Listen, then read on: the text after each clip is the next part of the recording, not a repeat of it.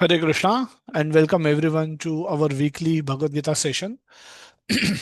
We have a very interesting topic for today, and I sent a lot of details of what is going to be discussed before, and and all of that we will discuss by way of group discussion. So all of those topics, those subjects we will bring up for discussion as part of group discussions. So the structure of the today's session will be like this: that initially we will look at some of the Bhagavad Gita verses which talks about diligence and dependence, and we'll talk about what these activities, these two words mean.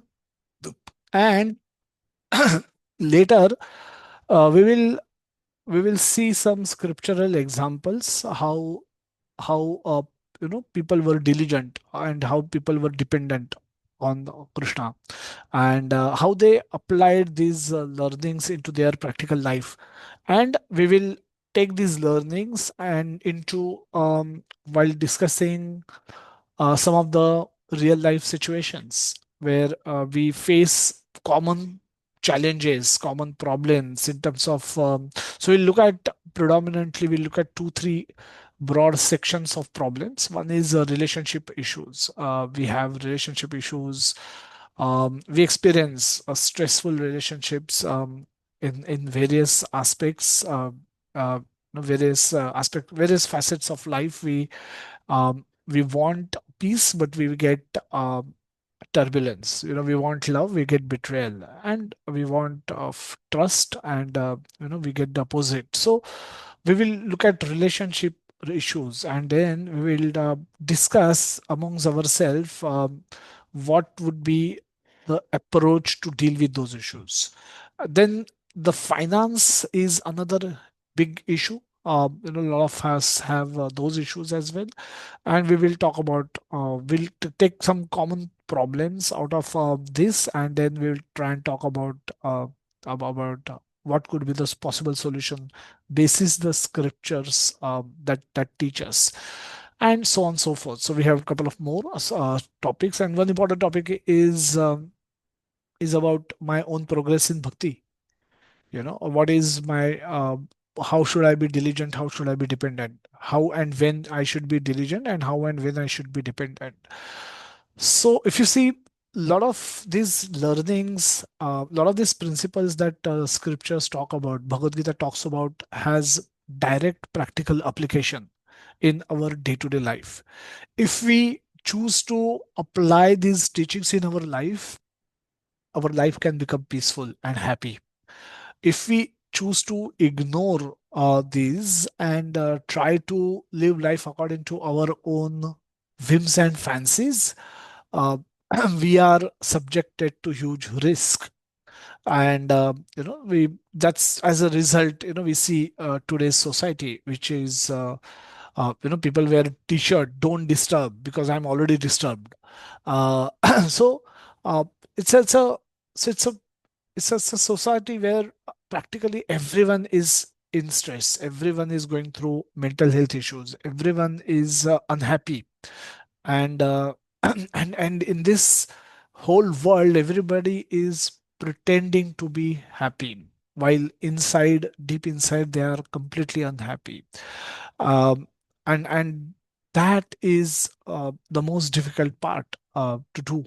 So when we will discuss that, if it is so easy, if these learnings can make our life peaceful, why we are ignoring it? That's how we will present the case, and we will amongst we will discuss these solutions amongst ourselves and come up. It's not that I'm going to lecture about how to become peaceful and how to become happy. We collectively as a group we need to come up with those solutions basis the teachings from the scriptures. It's not that my wishes and my desires and my thoughts I'm going to superimpose upon the group. It's going to be basis the instructions of Bhagavad Gita, and we will go through the instructions first, and then we will go through the problems, and we will try to marry the two and come up with the solution as a group. So my request to all 66 of you, is to be patient while we go through the session.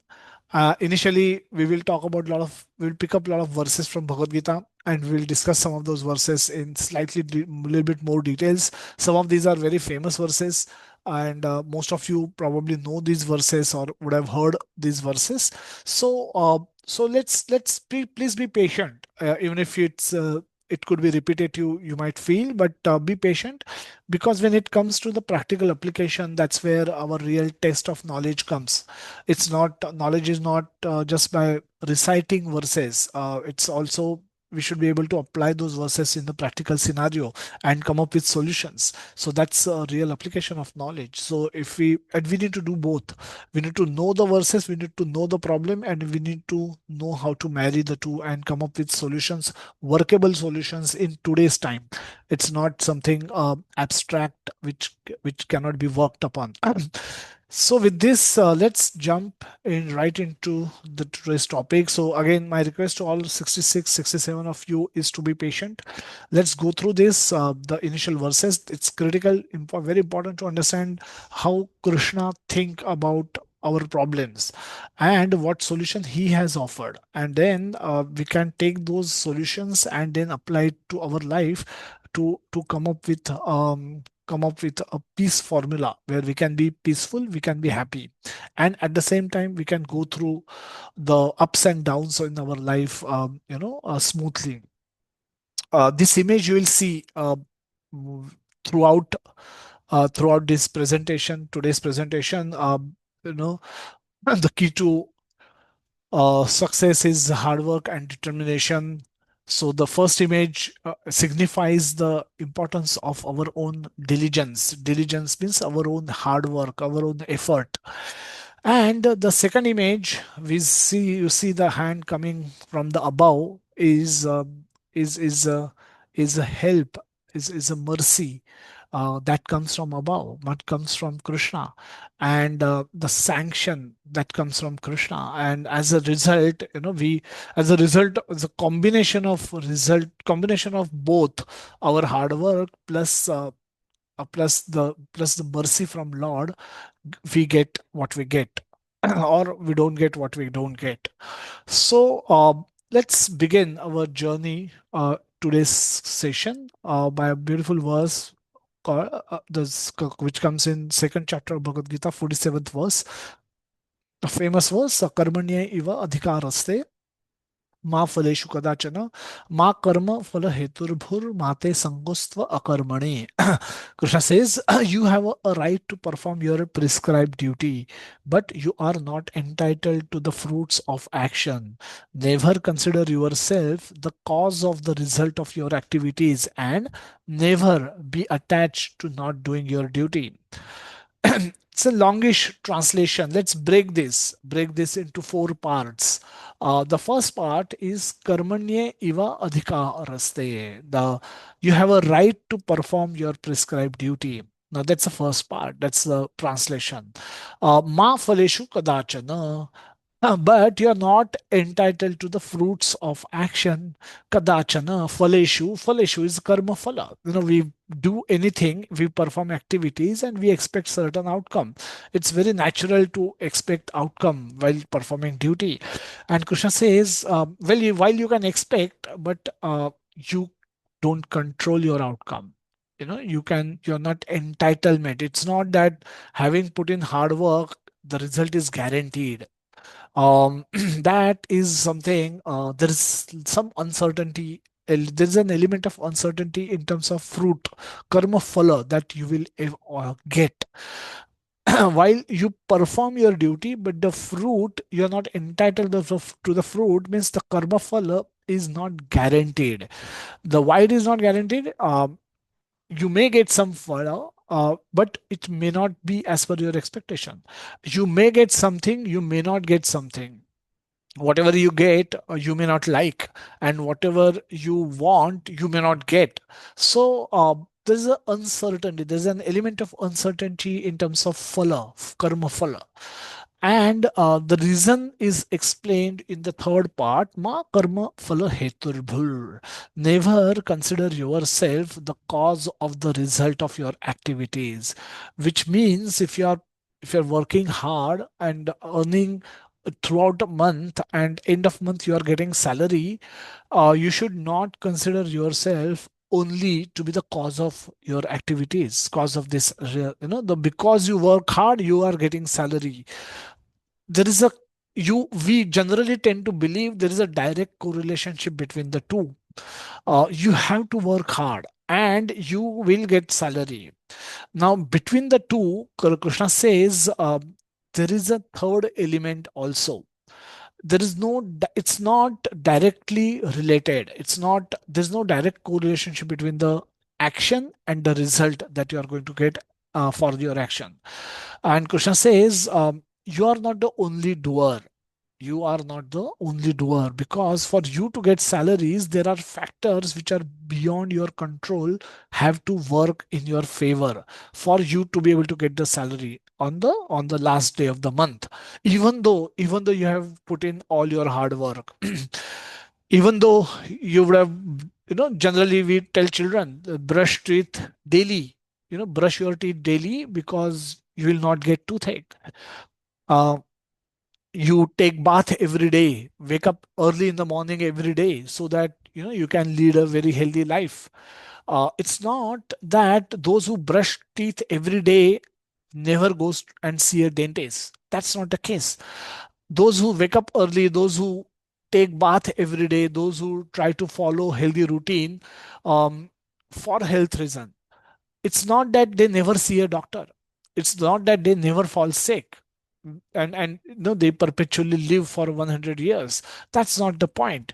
But Krishna says you have to perform your duty, but the result is not in your control, because there is a third element, which is responsible for what you get. The result depends on this third element, and Krishna will reveal in the subsequent verses of Bhagavad Gita that this third element is he himself. And mate sangosva akarmani. Now you thinking that brush किया नहीं किया, वैसे भी dentist के पास जाना है, toothache तो होना है, तो मुझे अच्छा लगता है तो मैं ब्रश करूंगा, मुझे अच्छा नहीं लगता है तो मैं ब्रश नहीं करूंगा. Now that is not permitted. That Krishna is saying that should not be done. Very categorically, Krishna is saying you have to do your duty. Categorically saying inactivity is not allowed. Inactivity should not be done. Never be attached to not doing your duty. Brushing your teeth is your duty. Trying to lead a healthy lifestyle is your duty. uh, just ये सोच के कि मैं, even if I lead a healthy lifestyle, I will still fall sick. So might as well I don't live in a healthy way of life. Let me do whatever I want. Why should I be healthy? Why should I wake up early? Even if I wake up early, I go and see a doctor, I will fall sick and I will have to see a doctor and I'll have to go through the pain. So, and even if I don't wake up early, I will still have to do that. So might as well let me do what I want to do. Krishna says that's not allowed. That's not expected out of you. He says, never be attached to not doing your duty. In every situation, find out what is your duty and do that duty, irrespective of what fruits you are getting for doing those actions. This is very heavy verse in one sense. It's a very famous verse, but it's simultaneously it's very difficult verse to comprehend and apply in our life. Krishna says basically, essentially, he's saying that you are not the only doer, but you should do, you are forced to do, you are expected to do your actions, your duties, but you are not the only doer, which means the result of your action depends on your actions as well as my sanction. And that is how Krishna present this verse in the 47th, in the second chapter. Now the question that may arise is, who determines what we get or what we don't get, and on what basis? Now that's a natural question we should be asking. If my if I follow healthy routine, I will expect myself to be healthy. But if I still going to get diseases, then who decides who should get disease and who should not get disease? on what basis that person is deciding. Um, there could be many some explanations we can think of for this. So is this, just want to make sure that everyone is with me, everyone is able to understand what we are discussing currently. We are discussing today right now is that if I'm going to develop my healthy lifestyle, I'm going to work hard on it, I'm going to act against my desires at times. I want to wake up late in the morning, but for healthy reasons, I'm going to try and wake up early. For healthy reasons, I'm going to exercise. For healthy reasons, I will follow certain diet. For health reason, I will not indulge into alcoholism, smoking, and late night parties. I will avoid, and I will eat vegetarian, nice food. And for all this, despite of doing all this, if I am going to fall sick, then what's the point in doing right things? That's the question we are discussing. Uh, and the question is, may if even after following my healthy lifestyle, if I'm going to get diseases, who is really giving me this? Because my expectation is, if I do good, I should expect good, I should get good. The world um, the world has to follow certain law. If it is completely arbitrary, then why should I follow law? Why should I follow a healthy lifestyle at all? So this is the point we are discussing. I just want you to say yes if you are following what we are discussing. No if you are not. If you want some more explanation to this point, because we are going to go really quick into this session. So take to your chat box. Just type yes. Why yes if you're with me.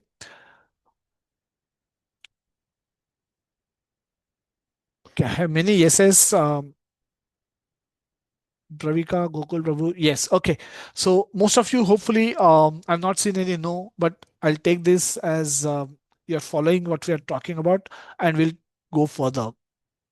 Simple question is, there should be, if what is the basis on which somebody is determining, somebody is giving me results. We understand that there's no direct correlation between my action and my result, which means there is a third element in between who also decide whether I should get what I want or I should not get what I want. And it could be simple example of working hard in throughout a month and getting paid salary end of the month. Now this is very natural expectation, that you should get salary, but the factor in between actually can change our outcome. We might have had worked hard for 29th day. On the 30th day our company may become bankrupt, and we may not get salary paid. So, and we have no control over this. We practically will come to know only on 30th morning that my company directors are missing, company has been raided by income tax, all accounts are frozen, RBI is investigating and CBI is investigating, income tax is investigating, and suddenly I don't know if at all I will get salary. I've already worked hard for 29 days. On 30th day, this is what happens. And I have no control over it. I just don't know if at all that can happen with me, or it can happen with any one of us, all of us. So, who this third element is and what basis he decide what I should get, what I should not get. Three possibilities can exist. One may think कि okay, arbitrary होगा, जैसे lottery होता है. Sometimes I get, sometimes I don't get. Unlucky people don't get, lucky people get. I might be lucky, I might get every time what I want. That can be arbitrary. Or second can be, somebody is favoring someone. Somebody is favor, मतलब अगर somebody is, despite of doing bad, they seems to be leading a very enjoyable life, and we may saying think that God is more favorable to them. Sehwag once gave an interview. He was batting in West Indies, and he मैं gave a simple exam में catch. बोली उसकी Uh, आई इसका he gave बाद a very simple केवल catch, and he got dropped. बाद Yeah, he got dropped at 30, 20, 30, and then he went on to score a double century. And he said, when the when in the in his 20s, when he gave that catch to a best fielder in the West Indies team, he thought maybe his day is over. He will, because that is he's the best fielder. He will never drop catches, so he was going to take that catch, and I need to go back. But that best fielder dropped a very simple catch for no reason practically, and then Sehwag went on to score double century. And end of that day, he gave an interview. He said, when that catch got dropped, I knew that God was on my side. And then he never looked back, and he was just demolished the bowling attack of West Indies and scored those 200 runs. And so God, as if he's on his side, and God is favoring India or that on that day. But practically, that is what Sehwag mentioned. And so is God? Does God take sides in in our day to day life? Um, does God actually favors some people and don't favor some people, and because of which some people get what they want and some people don't get what they want? So that's the second option. The one is arbitrary. It's just lottery जैसा है, जिसको जो मिला मिला, नहीं मिला नहीं मिला. If you get, you get. You don't get, you don't get. Just like a casino or a lottery. Second is God is favoring someone and not favoring others. He's taking sides. Is that that can be second option? Then some people will get what they want and some others will never get what they want. Or the third possibility, more logical possibility, can be maybe all this is happening under a law, under some kind of a order. Why? Because we see everything around us work under order. The sun rises, sunsets, high tide, low tide, wind directions, monsoon, summer, winter, everything is driven by law. Similarly, we function that there is a law in place. It's not lawless world. When we go to office or we go to college and sit in the classroom, we have fair certainty that the person sitting next to us is not going to punch me on my face. That it's not that they don't want to, but they will not. And that's why we are able to conduct ourselves, carry our duties very nicely. Imagine if you were sitting in the office thinking about when who will punch me next, who will kick me, who will slap me next. You will never be able to do your work. You will never be able to do your work. So if you this certainty is innate in our thinking. We believe that the world function with some law. We believe that the world functions with some law. So if I have not harmed anyone, there's no reason for that person to come and harm me. If I have not slapped the other person, I don't expect other person to arbitrarily come to me and slap me. So we innate belief that we have is the world function with some law, and therefore we need to understand, uh, when prima facie we don't see a reason why we are not getting what we are getting, what we are supposed to be getting. It's not that we say that, oh, it's all arbitrary, it's all by chance, but we go deeper. So let's go deeper to understand. So in a cricket match, one team starts batting with a 0 runs on the board, and the other team, when they come to bat, they have 200 runs to start with.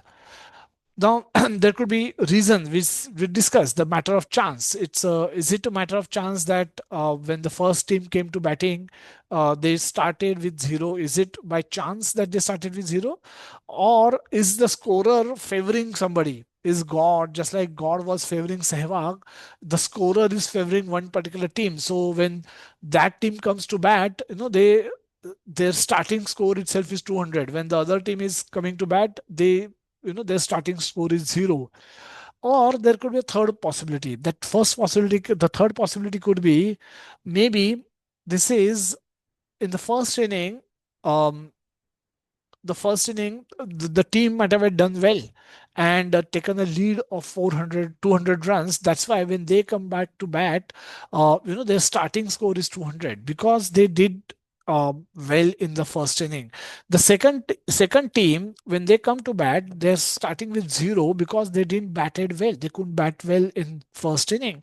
For example, if first inning India scores say 400 runs, and and then the other team comes and bat and they could only score 200 runs in their first inning. So when India will come to bat next second time in the test match, their starting score itself will be 200. And when the second team will come to bat for their second turn, they will start with zero. So it's not that the scorer is favoring India or one particular team and is unfavorable to another team. It's because one team did well in their previous inning, because of which they are enjoying lead of 200 to start with. So this third possible explanation is may help us make sense of the situation. Otherwise, the situations can be very difficult to comprehend. Then because then we will just get caught up in the war of thoughts that should I then why should I be, if I'm anyway going to get sick or fall sick, then I let me not follow, let me do whatever I want to do. That is not right. So the third explanation that our past result of our past karma also affect our present fruits makes complete sense, and that's how we are able to make sense of the situation. The law of karma help us make sense of our current situations and the world in general. It is not by chance that we have diversity in the world. The rich, poor, healthy, diseased, beautiful, ugly, intelligent, not so intelligent, gifted with talent, skills, abilities, and not so gifted people. We have so much variety in the world. It's not by chance that some people are getting what they are getting and others who don't have it, it's not by mistake that they have not been given what they desire. But if you know if we if but it is result of our own past activities. We get what we deserve. We don't get always what we desire, but we get what we deserve. And the law of karma works perfectly all the time. It doesn't make mistake, and we don't get a result, we don't get results of somebody else's action. We get outcomes, results of our own action, no matter which body we might be in. If a karma phala is due to be delivered, it will be delivered.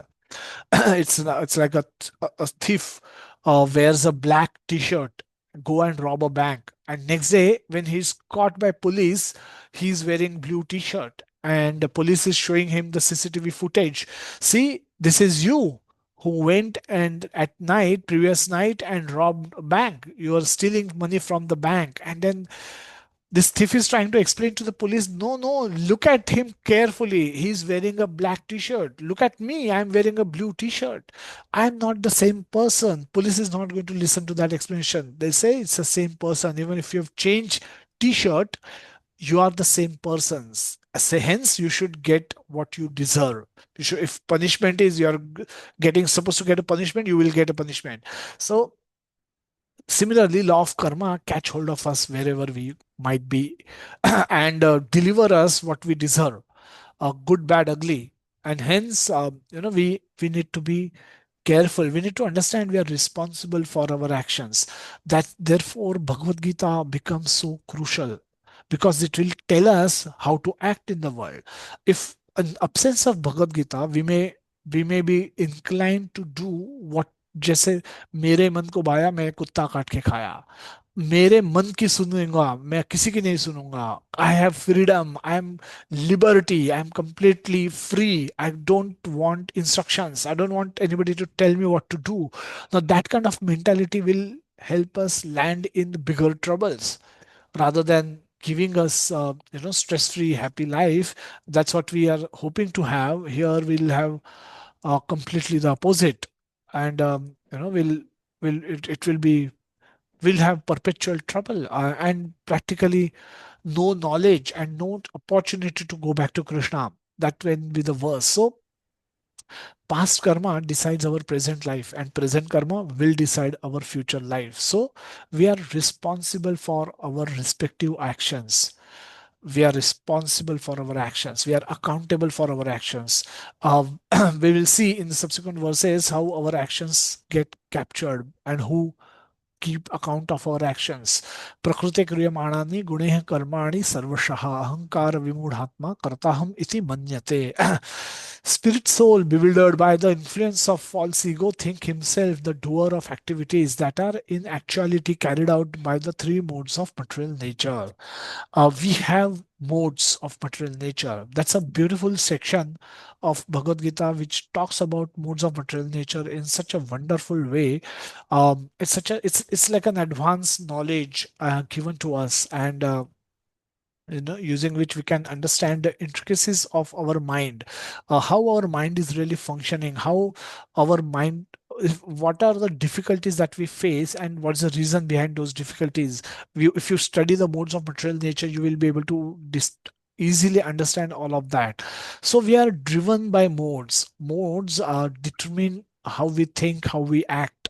And here Krishna says that ahankara vimuhatma, a foolish soul, think himself to be the doer, but he is not the doer.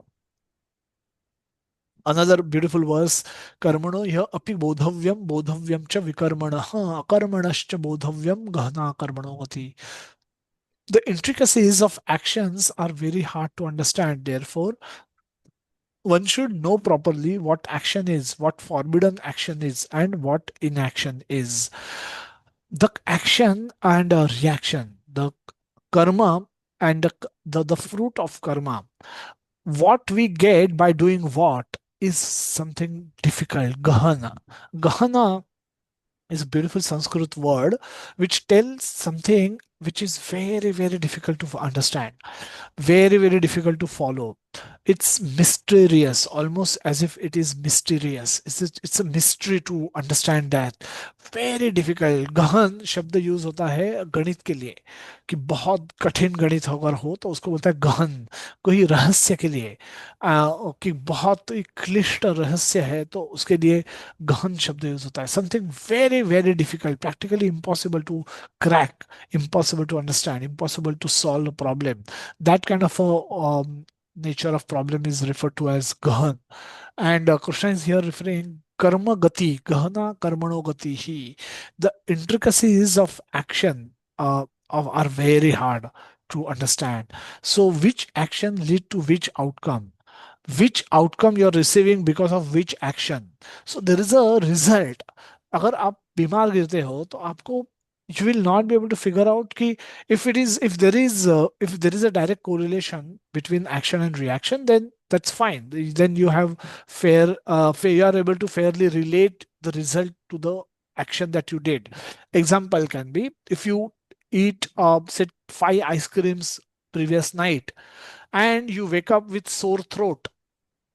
Now you don't have to think too much to understand कि क्यों हुआ, why this happened, why am I waking up this morning with sore throat, not able to speak a word, throat is paining, maybe there is a swelling inside, why all this is happening. One doesn't require a lot of intelligence to figure out that maybe yesterday night I ate 5 ice creams and slept. I should not have done that. So there is a very direct correlation we are able to identify between action and the result that we are getting. However, for practically no reason, when we spoke earlier that after leading a very nice healthy lifestyle also, when I repeatedly fall sick, I'm unable to understand what's the reason. Every time doctor will point to something, but in essence, if I'm trying to follow a healthy lifestyle, I'm expecting healthy life. I'm expecting disease-free life. But when I get caught up by diseases, for which practically I've not done anything in my near past, then such results surprises us. So sometimes we lose job even after working very hard. So life often throw a lot of surprises. Life often throws a lot of surprises to us, and at times we are unable to make sense of it कि ये क्यों हो रहा है मेरे साथ. ये क्या किया जिसके कारण I am getting this kind of a result. My my loved ones are fighting with me. I'm losing job. I'm not getting promotion in my job. My boss is ignoring me despite of me working very hard. I'm doing so much for my parents, and they don't care me. They don't care for me, my opinion. I'm not expected accepted by my colleagues. They hate me. They all betray me. They all don't. I don't trust them. I can't trust them. They are all ready to stab in my back at first available opportunity, despite of me being very good with them. I try to help everyone, but nobody really appreciate and value my help. Nobody accept me.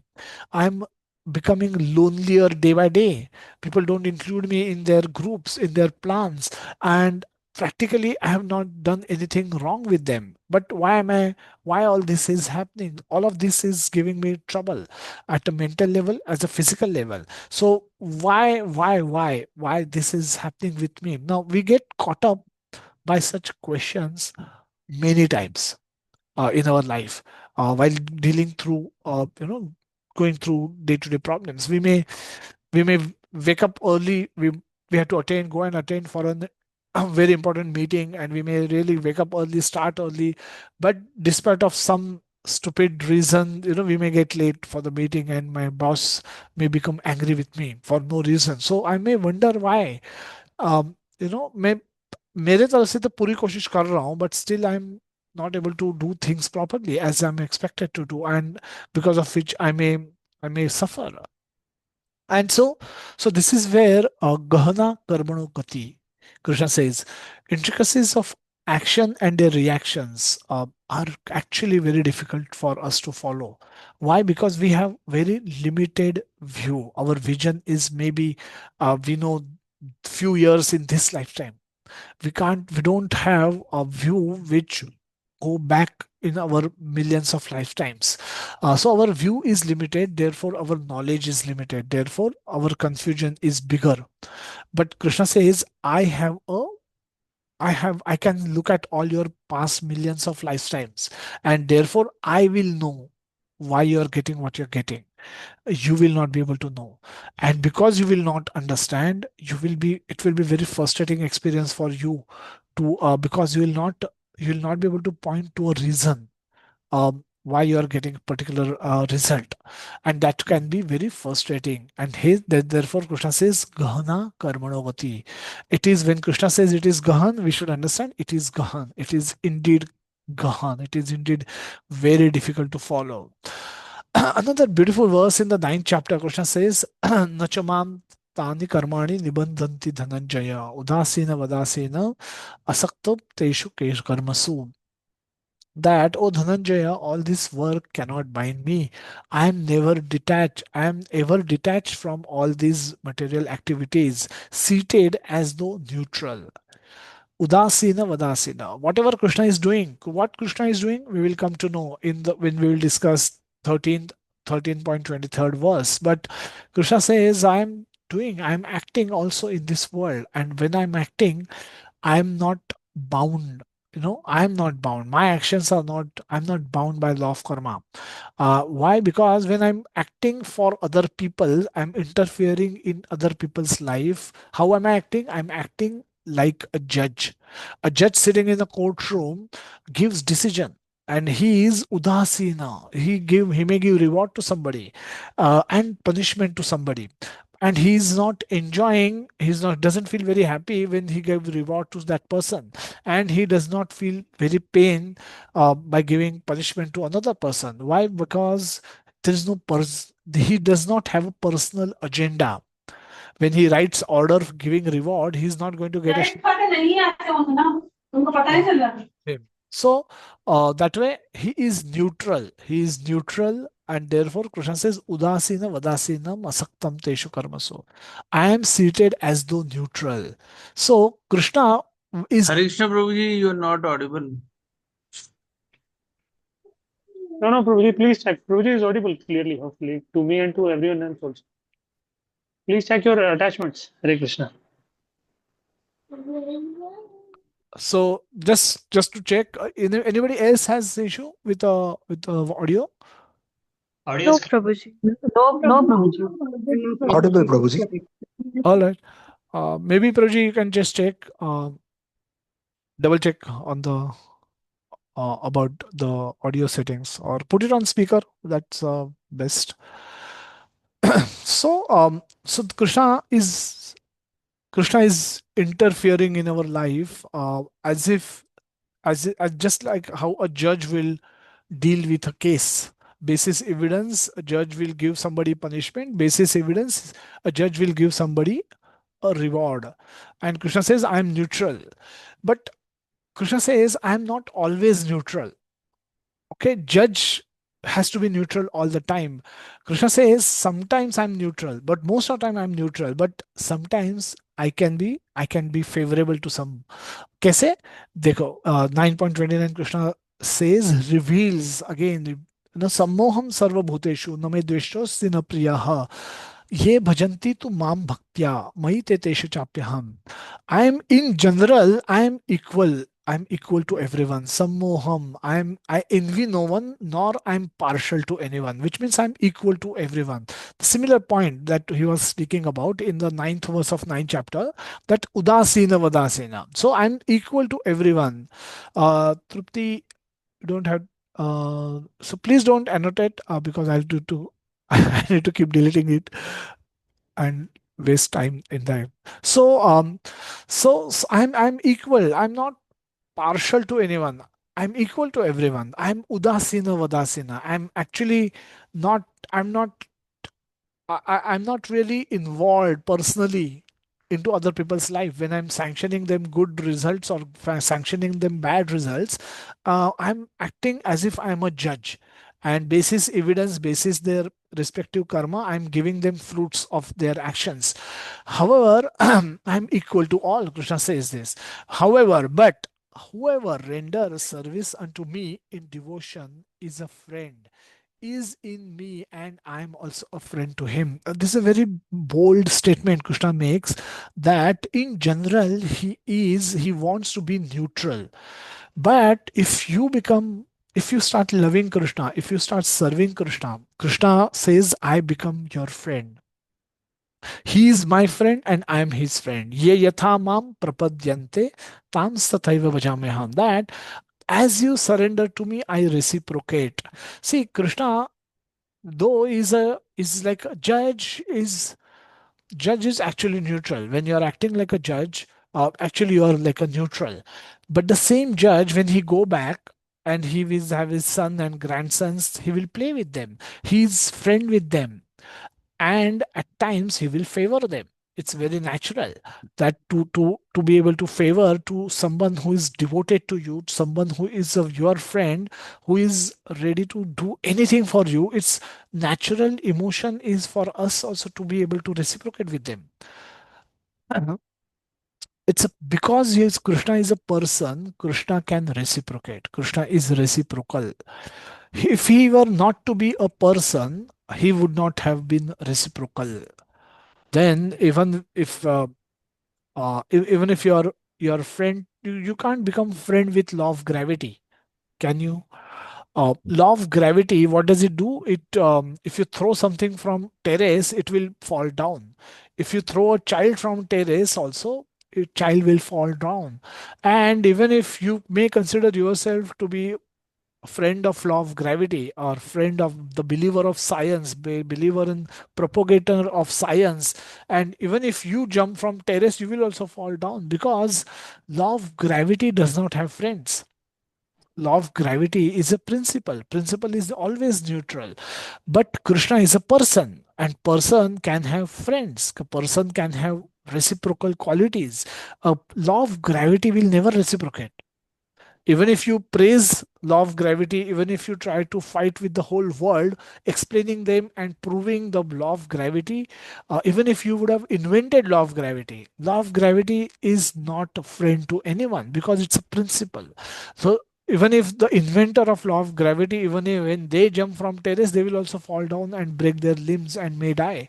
The law of gravity is not thinking, oh इसने तो मुझे invent किया है, ये तो मेरा propagator है, ये तो साइंस का फ्रेंड है, तो इनको मैं बचा लूंगा, बाकी सबको मार दूंगा. ऐसा नहीं होता है. Whoever jump from the terrace will fall down, they will not fly. So that's why a principle cannot be reciprocal, but a person can be reciprocal. Krishna says, because I'm a person, I will be reciprocal. Can be reciprocal. So if you become friend with me, if you become my devotee, if you love me, I will love you back. If you become my friend, I will also become your friend. But and I'm giving equal opportunity to everyone to become my friend, irrespective of your nationality, irrespective of your education, irrespective of your caste, color, creed, whatever your economic condition is, learned, you're good looking, bad looking, irrespective of everything, I give equal opportunity to everyone to become my devotee. And if you become my devotee, I become your devotee. I will love you back. If you love me, I will love you back. If you become my friend, I will become your friend. And then I will have a reciprocal relationship with you. So this is very, very special thing to know. Prabhupada writes in the purport that one may question here that if Krishna is equal to everyone and no one is his special friend, then why does he take a special interest in the devotees who are always engaged in this transcendental service? But this is not discrimination, it is natural. Any man in this material world may be very charitably disposed, yet he has a special interest in his own children. The Lord claims that every living entity, in whatever form, is his son, and so he provides everyone with generous supply of necessities of life. The Lord says here distinctly, Maite, my they are in me. Naturally, as a result, the Lord is also in them. This is reciprocal. This is also explains that the word ye yatha mam prapadyante tam sathaiva bhajamyaham. Whoever surrenders unto me, proportionately I take care of him. The Lord claims that every living entity in whatever form is his son, and so he provides everyone with generous supply of necessities of life. This transcendental reciprocation exists because both Lord and devotee are conscious. Means both are persons. The Lord and the living entities eternally glitter. And when a living entity becomes inclined to the service of the Supreme Lord, he looks like gold. The Lord is a diamond. And so this combination is very nice. Living entities in a pure state are called devotees.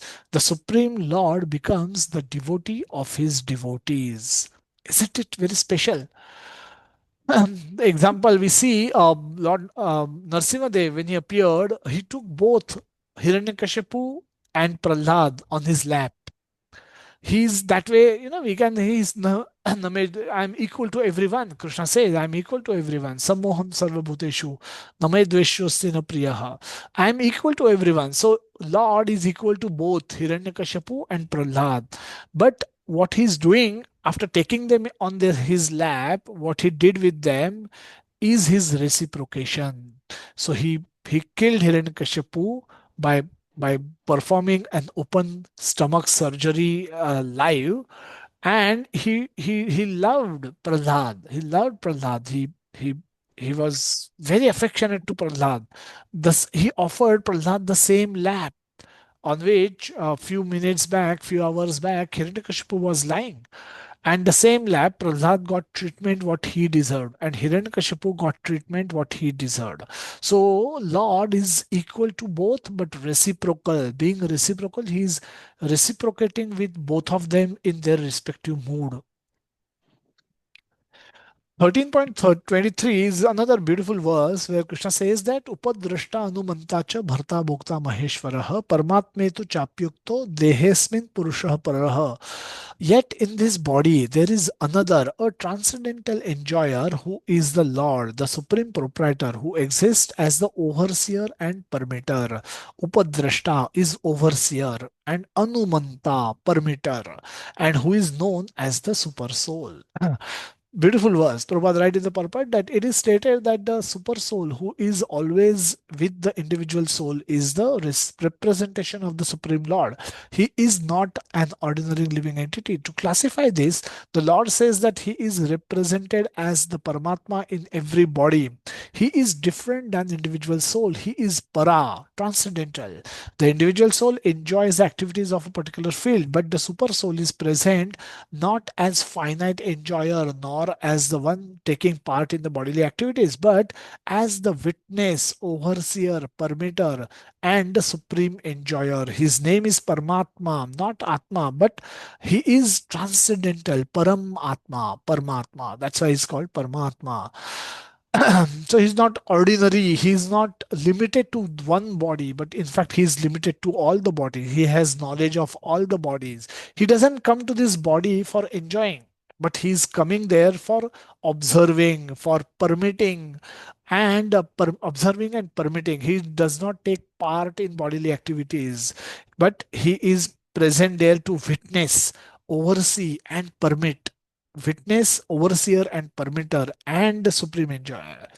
So this is what Krishna does by residing inside our body. This is his witness to everything that we are desiring. He is observing everything. He is permitting whatever is permissible. He is granting it to us, and therefore we are getting what we are getting. And whenever he does not grant, we don't get what we don't want. Um, so he's permitter, he's the sanctioner, upadrashta, anumanta. So the Lord is always eager to take him back to the spiritual energy, but due to his minute independence, the individual entity is continually rejecting the association of the spiritual light. This misuse of independence is the cause of his material strife in the conditioned nature. This misuse of independence is the misuse of independence is the cause of his material strife in the conditioned nature. Lord should not be blamed. It's not Lord should not be blamed, but the misuse of independence, misuse of our free will is the root cause of our problem in the material life.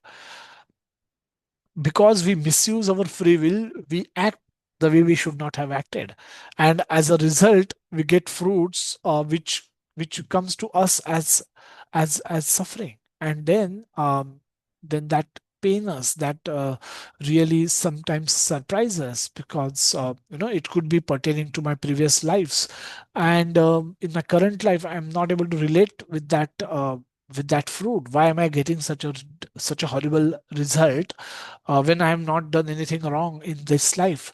But Krishna's span is a million and billion of lifetimes. Our span is just one lifetime. In one lifetime, also we remember only a few years. So we are always caught up in anxiety. We are always caught up in surprises. The Lord, therefore, is always giving instructions from within and from without. From without, He gives instruction as stated in Bhagavad Gita, and from within, He tries to convince the living entity that his activities in the material field are not conducive to real happiness. Just give it up and turn your fate towards me. Then you will be happy, Krishna says. Diligence first, dependence later. Diligence first, dependence later. What we've noticed is that throughout our previous discussion, there is something that we are expected to do, and Krishna says, as he says in 2.47, we should do it. There's no there's no way we should avoid doing our duty. What is our duty? We must do. So that has to be done. So diligence is what we should do, our duty. What is our karma? What is our duty? We must do it to the best of our ability all the time without becoming lazy. However, after doing our duty, we have to depend on sanction by Krishna. Apadrashta anumantacha. Now Krishna's sanction will come, and that sanction may not be in line with our expectation. and we have to simply accept whatever Krishna sanctions. So dependence later. So diligence first, dependence later. Do your best, leave the rest. Do your best and then leave the rest. Don't become lazy thinking that you will not get anything, therefore you will not do actions only. Don't be lazy. Do your part attentively to the best of your ability. Do what is your duty in every situation, and then depend on Krishna for the result. Let's look at this by way of couple of examples. In the first picture image, we see that Kamsa was driving chariot for Devaki and Vasudev after their marriage. Devaki is Kamsa's sister, and hence Kamsa is taking great pleasure in driving chariot after the marriage of Devaki with Vasudev, a very able king. And in the second picture, we see Vidura is instructing Dhritarashtra. With look at that conversation later. In the first conversation, we see that Vasudev, when Kamsa was driving chariot, there was a Akashvani. There was a celestial voice that spoke from the above that, "Oh Kamsa, you fool! You don't know you're driving chariot of Devaki, whose eighth son will become the cause of your death." Whose eighth son will become cause of your death. The moment Kamsa heard this, he became mad with anger. Immediately he pulled out a sword and he said, "Let me kill you right now, right here." Now it's very inauspicious for a Kshatriya king to kill a woman, that to his own sister, for practically for no fault of hers. And on the especially on the date of her marriage, the day she's getting married, she's going to her own husband's house, and on that day killing her for practically no reason. In future, something she might become responsible to produce eight children, and her eighth son may become reason for Kamsa's death, is not sufficient reason to kill Devki today. But Kamsa was determined to do that, and immediately Vasudev stepped stepped in and intervened. Now, Kamsa had got many benedictions, so Vasudev could not have defeated Kamsa in the battle. Even though he was a Kshatriya, he chooses then the other way around, and he engaged with him in a conversation, on a Shastric conversation, that why Kamsa should not kill Devaki, on especially today. And Vasudev convinced Kamsa that uh, she is not directly the cause of your death, and she is not going to cause death to you. Her eighth son will be the cause of your death. So, whatever children are born to us, we will deliver those to you, and you decide whatever you want to do with them. You do. We have no problem. But don't take Devki's life today. Don't kill her right now, right here. And that's how somehow Vasudev was able to convince Kamsa and save his wife's life. Now he did his duty. His duty as a husband is to protect your wife, protect and take care of your wife. And Vasudev did his duty in this difficult situation. He didn't he was not thinking that, oh, if it is destiny, if it is Devaki's destiny to die at the hand of her brother, who am I to stop it? He didn't he was not worried of that aspect. He was worried, he was only clear about what he should do in the given situation, what was his duty. So as a husband, his duty was to protect his wife, and that's what he did. That's what he tried doing. He was successful, but even if he would not have been successful, it was not him to be blamed, that he never intervened, he didn't do his duty. He would have still had the satisfaction of having done my duty to the best of my ability. But still, if the result is negative, so be it. That's the will of the Almighty. But at least I have done my part. So this is what we learn from Vasudev's pastime. On the other hand, Dhritarashtra was given good advice by many. Bhishma, Vidura, Lord Krishna himself came and spoke with him, that you give give five villages to Pandavas, and avoid this war.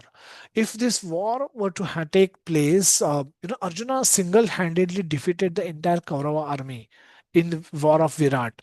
So Do you really think he will not be able to repeat that act again?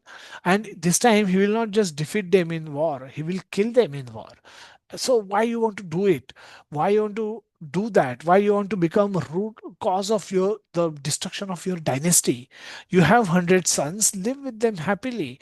Avoid war to the extent possible and do your part as a king and as a father to avoid war. But Dhritarashtra was hell-bent in saying no to everything. He blocked practically all good advice that was coming to him. Once he said, to Vidura while discussing that, oh, if you're telling me that if अगर war हो गया तो सबका destruction हो जाएगा, सब लोग मर जाएंगे, maybe I will lose all my 100 sons and this big army, they will all get killed.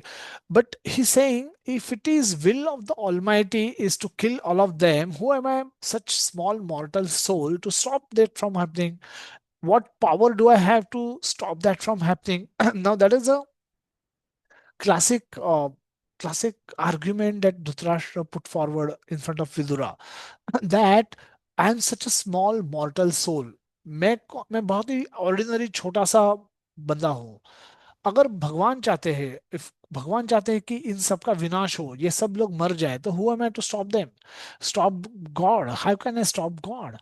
So Vidur doesn't buy that stupid argument, and he says the destiny determines the result of our actions, not our actions themselves.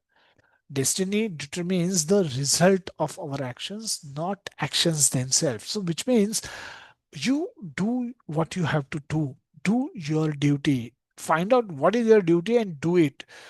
Doesn't without becoming worried about what will be the outcome. Do your part, do what you're supposed to do, do your duty using your free will. The destiny will determine what fruit, what result that should be given for your action. Destiny does not decide the actions themselves. Looking at destiny, if you saying if a farmer looking at the sky, if he says that, oh, maybe it's a blue sky, it may not rain this season, so I will not sow the land and sow the seed, plow the land and sow the seed. And then that's not what farmer is supposed to do. Farmer is supposed to do his part, and then he has to depend on the rain to come, and he gets crop. So so destiny play a hand definitely in our life, but destiny only gets triggered after we have performed the action. Destiny does not decide what we should do, what we should not do. We have to do what is our duty. We have to do what we are supposed to do. If destiny is not in our favor, we will get results which we don't want. And then we have to accept the result as will of Almighty and tolerate. But we have to still act to the best of our ability. So this is where we will get into a group discussion activity. Diligence first, dependence later. This is dance of diligence and dependence. Why dance? Because we we are always we are always juggling with these two balls in our hand. Sometimes we are doing activities and sometimes we are getting results, and constantly there is an interchange of this. We do something, we get something, and immediately we have to parallelly keep doing something else. In our office relationship environment, for example, in a husband wife relationship, boyfriend girlfriend relationship, brother sister relationship, uh, parent relationship with our parents, relationship with our friends, relationship with our colleagues, in all kind of relationship, there is all the at times there is a action and a reaction. The result of our action almost can happen very very fast. So it's always a dance. Sometimes we are doing something, sometimes we are experiencing results. Immediately we are getting results. And sometimes we have to parallelly keep doing. As we get result, we have to keep adjusting our actions. We have to keep acting continuously, and continuously we are getting results also. So it's not that always the bifurcation is not always as clear as I write exam and 1 month later I get result. in the relationships in the real world, there's it's all happening simultaneously, and it's happening very fast. So at times, I'm doing things simultaneously, I'm getting results, I'm just seeing the results, I'm adjusting my actions, and I'm in continuously doing my actions as well. So this is a dance. You're always moving. You're never steady on 2 feet. You're always jumping on 1 feet to another feet. So that's why it's a dance of diligence and dependence. Sometimes you're diligent, sometimes you're dependent. Sometimes you're diligent, dependent, diligent, dependent. Diligent for action, dependent for result. Now, this is taking this learning that we have to be diligent first, dependence later. Let's discuss some of the real life issues. Now, this is where I will want all of you to raise your hand and speak out. Not time to leave the room. Just if you have left, join back quickly, because this is where we'll talk about how can we become diligent, and when we become dependent. What is it that we can do in every difficult situation? So, for example, if light goes off right now, uh, I have to be diligent first. I have to check if how can I be diligent? I need to check if somebody has by mistake switched off the light. Light goes off. I am in darkness. I'm sitting in dark room.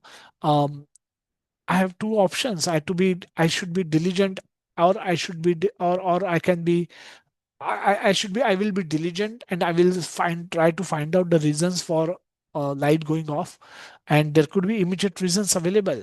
One can be somebody by mistakenly switched off my button, and I can go and switch on that light and light may return. Or I may not have paid bill for last 2 3 months, because of which people from electricity department came and they disconnected my connection. So then I need to make arrangement for money and pay the bill. Or there could be some other reason. There could be short circuit in my meter box, or some other issue where the electricity supply in my area has been disrupted because of some work going on. So I need to be diligent. I need to find out, and as I find out, sometimes if it's button switched off by mistake, I switch it on, I get light immediately. So immediately my position is improved. But if it is a longer issue, if it's a billing issue, if it's a work issue, if it's a short circuit issue, it may take longer time for me to get my lights back. And then I need to be in darkness during the intervening period, and I have to tolerate it. I have to suffer. I have to tolerate the darkness. I have to get used to be living in the darkness. I have to make suitable adjustments. I may need to light a candle or use torch in so to navigate in my home. I need to do something to mitigate the situation, but by and large I need to tolerate the situation until I get electricity back in my room. So so this example we saw, we could do something and then we have to depend something. There is a diligence and there is a dependence, and we saw with example of light going off in our room. Let's take this learning to discuss some of the other issues, some of the issues, that common issues that we have in life. Not having a spouse. How can we, what we can do, um, what can be our diligence, what can be our dependence?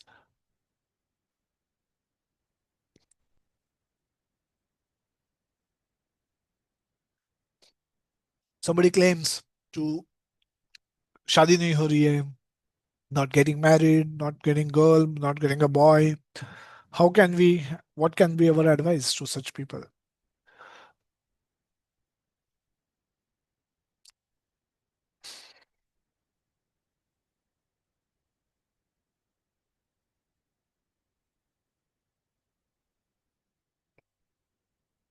Is a question clear?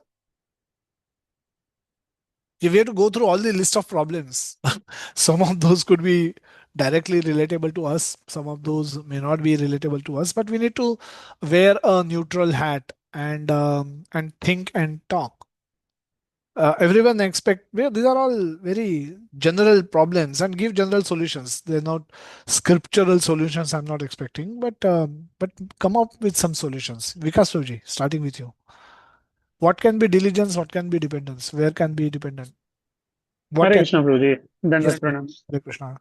So diligence wise, means I was thinking on the solution that in the society also we see the like people having the spouse and ultimately their life is at times going with the ups and downs. So um, like seeing my intelligence or seeing my capability of living life, like whether I can expect those kind of means whether I can bear with those kind of behaviors if I was having the spouse and um, seeing the examples of the society. So the diligence can be that it is better that I'm not having a spouse. Since these particular scenarios can also come up where I'll not be able to handle it in a very peaceful manner. So it is better that like I'm alone, means I'm not having any No, no, spouse. fine, that's fine. But not having a spouse, if that becomes somebody's problem, which means that person wants a spouse. So what Okay. he can do and what he can, where he can perform actions, where he can be tolerant and dependent. So as you Sudeep, mentioned, Prabhuji, means with that that goes ki that he can continue finding out that can be the better match for me, and if I'm not getting it, then dependence ultimately goes to Lord, that ultimately something is something favorable, or the situations are not that I'm getting the favorable match to me, and that is why I'm not having the spouse, that is why I'm not getting the spouse. So dependence can go to Lord Krishna, Lord, that if you kindly manage, so you want to give me, so you please arrange for, so that I can get a spouse. So that was coming to my mind, that okay. because Yeah. Okay. Yeah. I'll go to Sudeep Rauji. Sudeep Rauji, thank you so much, Rauji. Hare Krishna Prabhuji, Dandavat Pranam. Prabhuji, this is based on the action which we diligence is related to action. So if the whatever points which mentioned here, the point is that we have to come on action in each of these. Means we cannot remain in inaction. So if suppose not having a spouse or abusive spouse, abusive parents, or not having children, so we need to consult or speak to people around us, people related to us, and if we see that in our own effort it is not happening, so we need to take advice from others how to get into these actions, so that we take whatever diligent action needed to get the action possible. And whether it will deliver or not is the dependence finally on the supreme will. However, our action remains is to consult people around us and do whatever necessary for us to do. That is what I understand, Prabhuji. Okay. Thank you so much, Rauji. Anybody else would like to say anything about this? Any other thoughts? Any other comments? Oh, we have so many people. Why is everyone silent? So yes, I mean, if one desires to have a spouse, and then one has to continuously try for getting a spouse. And as Prabhuji mentioned, there are alternatives. We should try to find a spouse according to our own nature. Our if we are devotional, if we are a spiritually oriented person, we should try to find a spiritually oriented person as a spouse, and accordingly and we should continue to put in our best efforts in that direction. And dependence is when, if despite of all our efforts, if we are unable to find a match, unable to, or unable to conclude on the discussions and actually get married, so be it. If we can accept it as a will of Lord and then try to lead a nice devotional life, accepting this to be the will of Lord, but not trying enough is also not a solution. If we have a desire uh, to have a companion, to have a wife or or a husband, we should continue to search for one. So that way we would have done our best and then leave the rest. If it is Krishna's will, um, not to allow us to get married, ultimately it will happen with Krishna's sanction, and we have to just accept the final outcome. But we have to try our best. If we have done that, that's our success. Abusive spouse. How would you deal with this problem at a practical level? I get many such. I've dealt with people, so many such instances where spouses can become physically, verbally abusive, and can have a very stressful relationships, especially amongst parents, amongst devotees. That if you have a devotee, one person is started becoming a devotee, or even parents for that matter, when children want to become devotees, they can become very difficult. How do we deal with those? Now, give very specific, not generic, but specific replies, what we can do. Yes, Gokul Roji. It's simple. It's a study actually. My sister told, like, since she practices psychology, but one thing when it comes to this condition, the first thing might be is to address the root cause and have a clear communication, where the diligence can be based on having a clear communication as addressing the root cause. They try to present it to the person. So the dependence is like initially learning to tolerate it, try make or work on improving step by step. Hmm. Okay. It's what my sister handles this type of clients because of Hmm. practice. So Okay. So, once she was yeah, yes, yes, yes. telling me Having a stories having from a open dialogue. so I Yeah, having an open dialogue about particular choices, and mitigating that tension identified. unnecessarily. Is it? Okay, that can be a way to deal with this. Vikasoji, you want to speak something on this? Only in the continuation of that, it was Guruji, as Guruji Okay. mentioned, it was wonderful that we can do that. And despite that, also someone may remain abusive. Then we have got the after mitigation, we have got the tolerance point. Like when I am in the relationship, I need to just tolerate it because this may be outcome of my own karma, my own prior karma, and that is why it is coming to me. So and then in that way, it will may means the law of karma's dependence wise we can. The diligence part cleared that it was that, and on dependence part we may remain there. Hare Yeah. Krishna. Hare Krishna. So, in terms of abusive, I think it's a if it's physical, if it's a verbal, mental abuse, especially in marriage, between spouses, should have a different action than parents. A parent with parents, we need to be a little more tolerant, but in marriage, having an abusive spouse can become really, uh, that is a little more serious than having abusive parents. And as far as so one has to take necessary action to protect one's own self physically and mentally and emotionally. So that protection should be applied. And that can be done through dialogue, or it may need a slightly bigger action as well. So and obviously dialogue, if it is possible, and it can be explained that, as an adult individual, people can have different choices.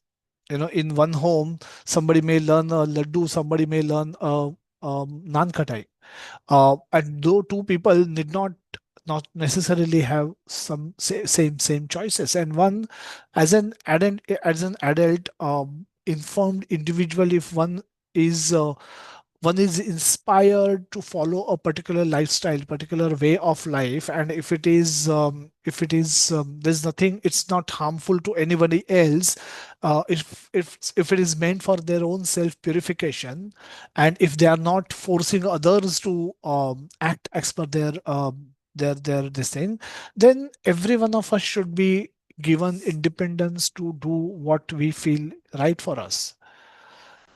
So as an adult individual, all of us should have that basic independence, even within marriage also.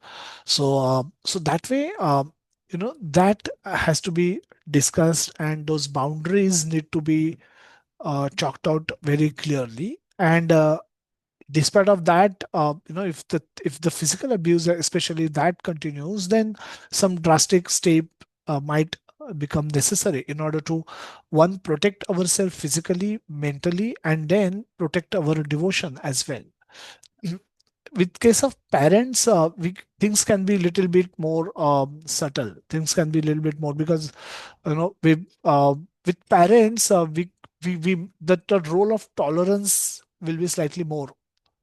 And we see practical examples through that the children may actually end up tolerating more, in especially when they take up to the Krishna consciousness.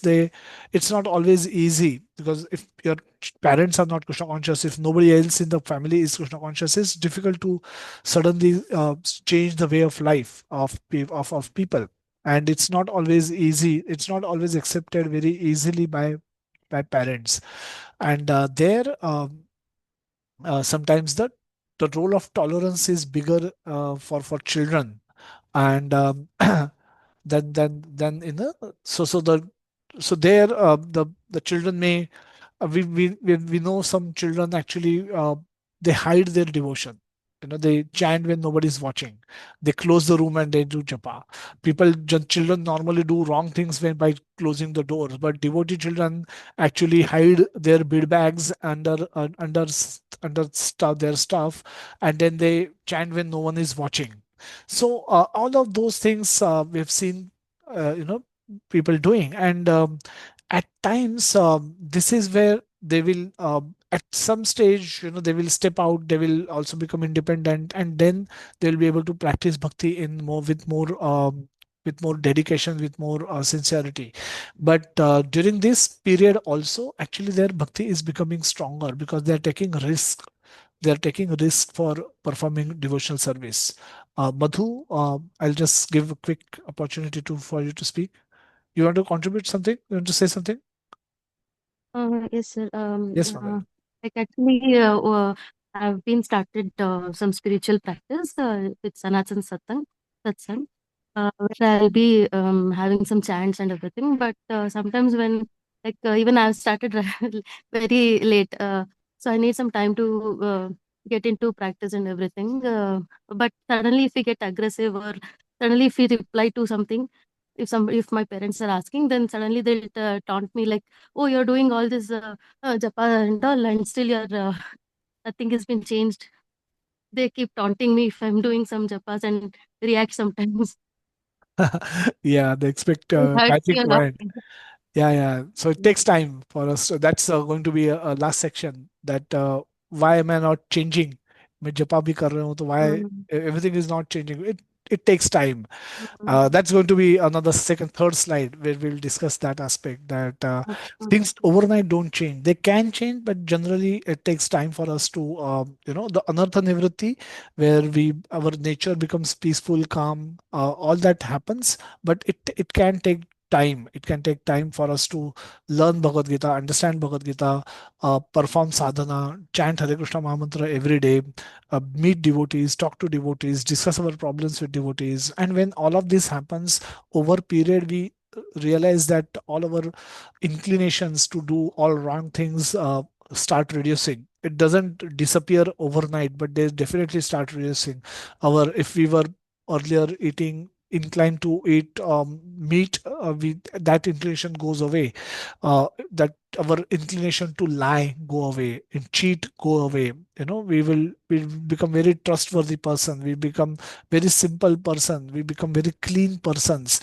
So all these good qualities start manifesting, and all the wrong qualities start reducing. They will definitely go away as well, but it can take time, and we need to be patient. Just like any treatment requires certain time, certain dosage is to go inside before we start seeing the result, a positive result of the treatment. And so here you will see the positive results of the treatment, that is for sure. But uh, when they will, whether they will disappear overnight, may not happen, and it may take while.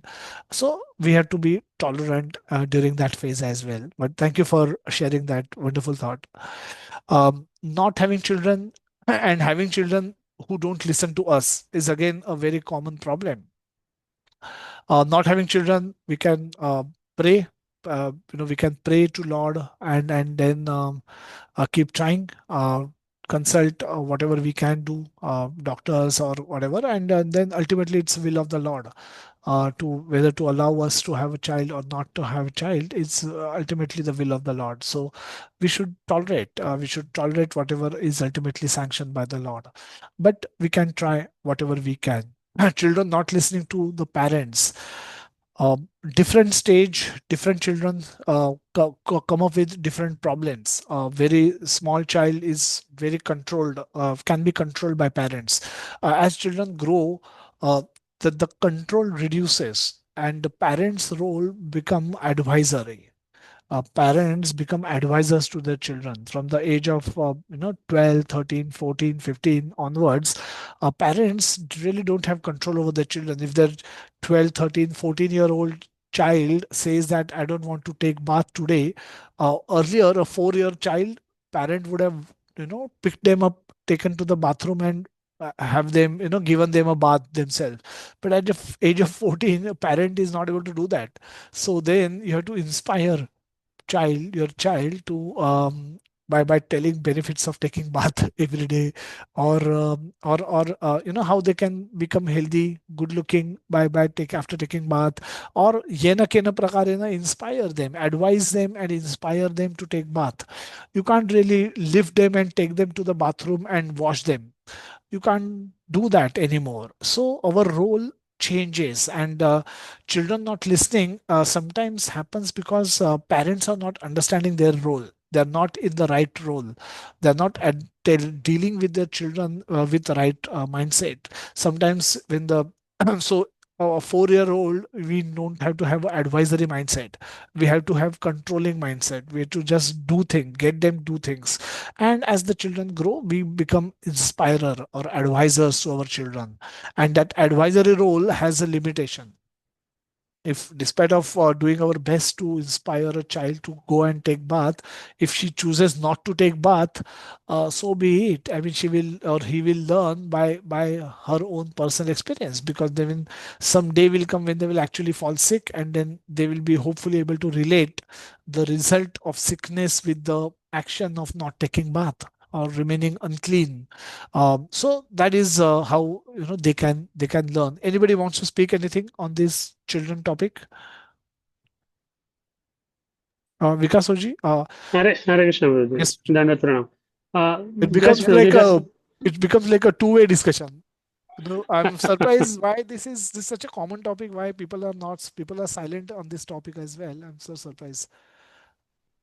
Oh, actually, to my understanding, that comes through. It means these are, yes, you have taken it on a very generic platform, so everyone can speak on this. Like, there is no Shastric injunction available here, rather, based on our like practical understanding of our society, vicinity, or our coming, means, whatever events have come up to us in this span of lives. So, this not having children, I was actually contemplating on that once. Means we at times become so much worried about what we are not having, although that is emotionally that is good, but if we see the perspective of other people who are not having, and then how they are going about in their life, that is also very important. Like in Vrindavan, I met one couple, and a devotee couple, and they were like, we were very desperate to have children and we couldn't get, and now they are actually serving the deities of Shri Shri Radha Madan Mohan Ji. And then they revealed that it is better that we are not having any children, so we can do this bigger service to the Lord. So it is not that we should not aspire to have children when we are grastas and in the like family married life. We should do try to do that, but seeing that perspective also gives us the solace that ultimately they may, as the second issue is children not listening to us. So that at times may be hurdle, and not having can become like our devotional life can go on a very higher kind of platform. That is just a like that is not a very common kind of example, but even those extremes are also available in the societies. And when we see that, then we get a solace kind of thing when we are going that kind of problem, like I'm not having children. So ultimately, the Could be, situations are yeah, solace giving to us. can be blessing in disguise. You can actually, Yeah, yes, you Praveen. can you leverage, or you can utilize this situation to do some other things which you otherwise would have become very difficult for you to do with normal grahastha ashram. Yeah, Yes, right, that's true. Praveen. Understand. Yeah. Any other thought? Anybody on the children part? If you're writing the typing in the chat, I'm not. Yeah, I'm trying to see the chat parallelly. But Ashwini Kumar Shukla Prabhuji, you have any thoughts? Any comments? Hare Krishna Prabhu ji. Yes, a, very quick. बच्चे जो parents की बात नहीं सुनते हैं, उसके बारे में आज के समय में जो जिन चीजों से इन्फ्लुएंस ज्यादा बच्चों का है, जैसे मोबाइल, टीवी, गैजेट और सोसाइटी एट लार्ज, मतलब जो जो उनका रूट कॉज है, आसपास, हमारे आसपास की चीजें भी बहुत हद तक रिस्पॉन्सिबल हैं। हमें उन पर भी ध्यान देना होगा कि मतलब कहाँ वो एसोसिएट कर रहे हैं, उनका मतलब फ्रेंड सर्कल क्या है, कैसे लोगों से के साथ में वो उठते बैठते हैं। All those things are very important. तो that is my say. Hare Krishna. Yes, धन्यवाद। Prabhuji. Yes, good thought. And yes, not giving mobile is not a solution, but yes, I think trying to control mobile, what they do on with the mobile, that can be. Yes, yeah, I have few hands raised. Radha Mataji, Madhu, Swapnil Prabhuji, and Sudhi Prabhuji.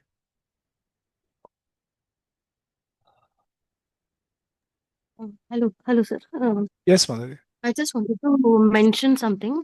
Um, like like usually a mother always keeps monitoring kids and they keep advising. But when it comes to father, he's always in the safer side. That is also an issue. Like kids think, okay, father is supporting us. He'll be pointing out mistakes of mother, so she is always wrong. So that is also father's responsibility, and as a partner, they should discuss things and handle things. And parents also using mobile all the time and asking kids not to use, they won't listen at all. They say even you are using it. So we'll have to plan things and see what is good to kids. And we should not blame children. So children is always learning from us. Hmm. I think so. It's Yeah, that's yeah, how very I valid think. point. Yeah, yeah, very valid points. Uh, so who just spoke? Radha Mataji or Madhu? Madhu sir. Okay, okay. So, parents, so both father, mother, both have role, and obviously, sometimes they may be playing good cop, bad cop, as we see, but they should have clear, defined rules. And and if they are doing some themselves something wrong, they can't really preach others not to do wrong. They should lead by examples. That's a very nice point. Yes, Radha Mataji, Sudeep Prabhuji. Yes prabhu ji. मेरी आवाज आ रही है आपको? Yes, Mataji, we can hear you. हाँ, मेरा कहना ये था कि कई बार जैसे मेरी बेटी भी स्कूल में जाती और उसके भी काफी सारे फ्रेंड्स हैं, तो उसमें सबसे बड़ा प्रॉब्लम ये होता है, जो माँ बाप ये कंप्लेन करते हैं कि मेरा बेटा या मेरी बेटी मेरी सुनती नहीं है। कहीं ना कहीं बहुत बड़ा कम्युनिकेशन गैप होता है। बच्चों को स्कूल घर पे आके कोई पूछता नहीं है, कोई बात नहीं करता है, कोई ये जानने की कोशिश नहीं करता है कि उनका थिंकिंग कैसा है, क्योंकि ऑफ कोर्स जनरेशन गैप तो रहेगा ही रहेगा। और ये बिल्कुल भी जरूरी नहीं है कि आपने मना किया और वो नहीं करे, जब तक वो लोग खुद नहीं सीखेंगे, खुद नहीं समझेंगे। तो कम्युनिकेशन भी जरूरी है, और उसके साथ साथ हम दुनिया बदलने नहीं जा सकते। हम अपने बच्चों को सिखा सकते हैं कि कैसे फ्रेंड्स होने चाहिए। अगर हाथ में मोबाइल है तो तुम्हें क्या करना है, कौन सी चीज फॉलो करनी है, कौन सी नहीं करनी है, या फिर कैसे लोगों से बात करनी है। अगर कोई टॉक्सिक चीज या टॉक्सिक चीजें तुम्हारे साथ हो रही है, तो हमें एक अपने लिमिटेशन, अपने संस्कारों के अंदर रहकर उसको कैसे सॉल्व करना है।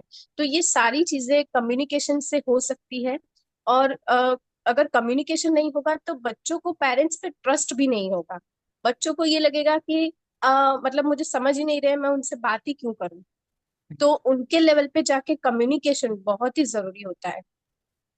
Okay. Yeah, very nice point, Mataji. Thank you so much. Sudeep Prabhuji? Hare Krishna, Prabhuji. Yes, Prabhuji, Mataji's, both Mataji's prayer spoke in the very right direction. And one very important thing is that how we are sharing our time with the children. So parents must make it very clear that how much time and what quality time they are sharing with their kids. That is very important, and that creates a sense of relatedness. So unless that sense of relatedness gets created, the wavelength will never match. So this is the entire. It is sort of a what you can say syndrome, that if the children do not relate themselves with the family well, because everybody is busy in their own way, so then they will not even try to listen to what parents are telling, which is right, which is wrong.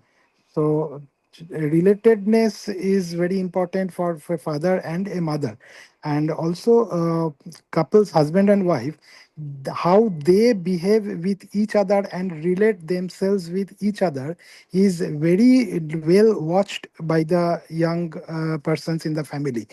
And if they see that something wrong in that, they also use that sometimes as an advantage to uh, deal with the father or the mother when their own time comes.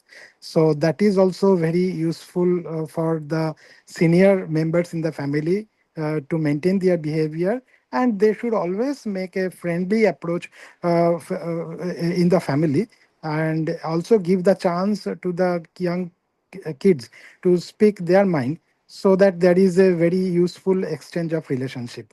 So that is what I wanted to mention. Thanks so much. Yeah, very nicely articulated. Who else wants to speak? Swapnil and Umesh Prabhuji and Deepak. Quick comments. Hare Krishna Prabhu ji. Yes, Prabhuji. दीपक बोल रहा हूँ। हाँ जी. Yes, so how the one more Prabhuji had told that relation building is more important with children. That also I intend that point that yes, it is more important. In my case, my son used to be not listen my words what I used to say kaisa karo वैसा करो. He used to listen, but it's not as I think of that कि इतना करना चाहिए. But later on in this summer's holidays we find a I used to do reciting Hare Krishna mantra. He used to sit with me, but in this session in this holidays actually we came to know one more things of like this ISKCON part of the means Hare Krishna one junior kids session was used to go on. So I asked him to get into that, and he continually started classes, and he got into that, and he used to recite also with me. So now the relation with me and is more about the earlier how it was. So we started discussing the this reciting how he used to go for. He also in his class also he used to tell me, Papa, this thing also is supposed to do. So things then get into this. We got a common points in between us, so that we can more have more discussion on that, and together we used to go for reciting, and also the some more discussion about the Hare Krishna things. So it is think the relation build up is more important to understand the how the children want to go for, so that the definitely the relation make it the things to understand in between us. Okay. Very nice point. Very nicely put forward. Yes, Swapnil Prabhuji, Sadhna Mataji, Umesh Prabhuji, I think I missed ह- your. हरे कृष्णा प्रभु जी, दंडवत प्रणाम प्रभु जी. Prabhu ji, while dealing with the children, the relationship between child and the parent is the most simplest form of relationship I should understand, where children No, normally. it's not simple. It's most heartbreaking relationship It's the maximum problems today parents have with the children and children have with the parent. And that too, not in poor families, that too in all well-to-do families. So it's a very common problem. Though it's very simple, the solution seems very simple. We should communicate more, we should lead by example, and we should give them their space, but at the same time build trust so that they listen to our advice. Uh, this is essentially the solution part of it, but working this out in the real life situations can be very tricky. That's what we have seen. Yes, go ahead, Prachi.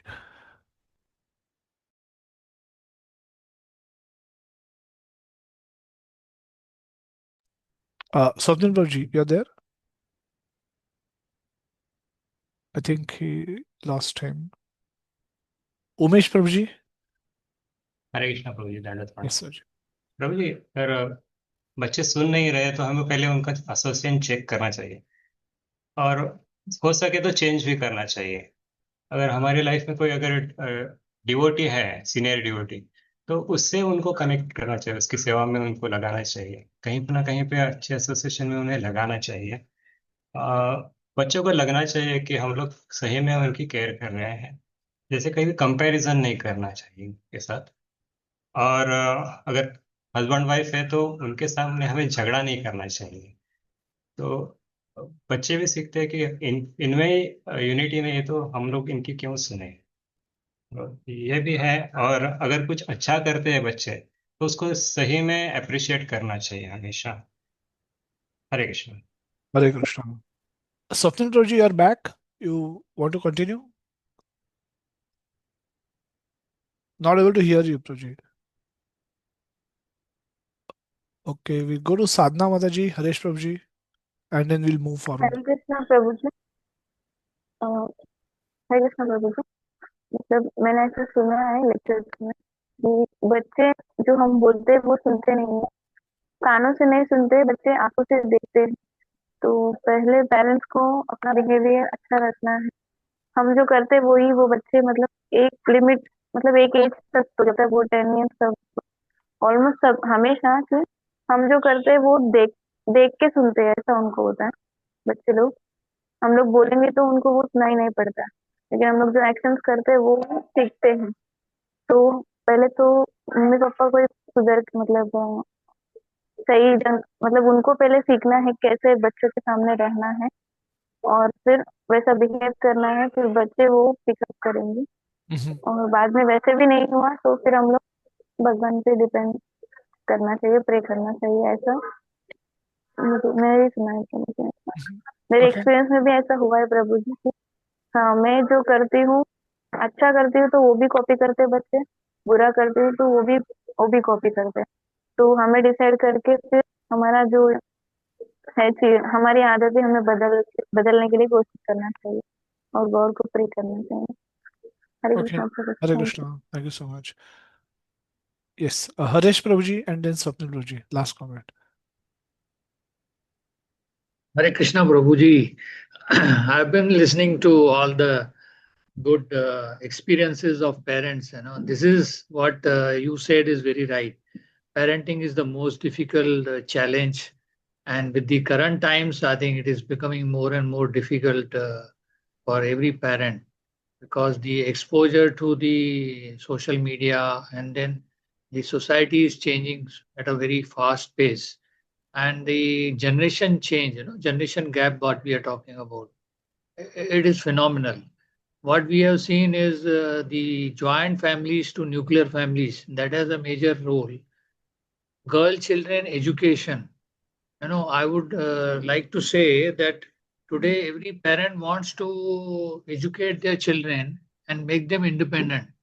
Now, this has a downside, that the girls have become more choosy and more demanding when it comes to the marriage. Like we were talking about, some children are not willing to accept the marriage proposals, or they are not going by the earlier times joint like uh, arranged marriage type of things and all. And then, I mean, you can see in social network today, lot of husband wife relationships are becoming sour because of everybody is independent. They want space. They want everybody has his own way of looking at things, and tolerances are coming down. With the sort of independence of the children, education, and then the kind of family, nuclear family environment that they are growing up. So, I mean, all in all, there can be solutions, but it is a dynamic process. I mean, I cannot say that this is one solution for this kind of problem, because there are a lot of issues, like some Mataji said, communication. Then parents, how they are behaving in front of their children, what kind of friend circle they are having. So these are all dynamic situations, and today life has become so I would say fast, that even parents are struggling to make their ends meet, or sort of meet the demands of the society, or meet the demands of the children.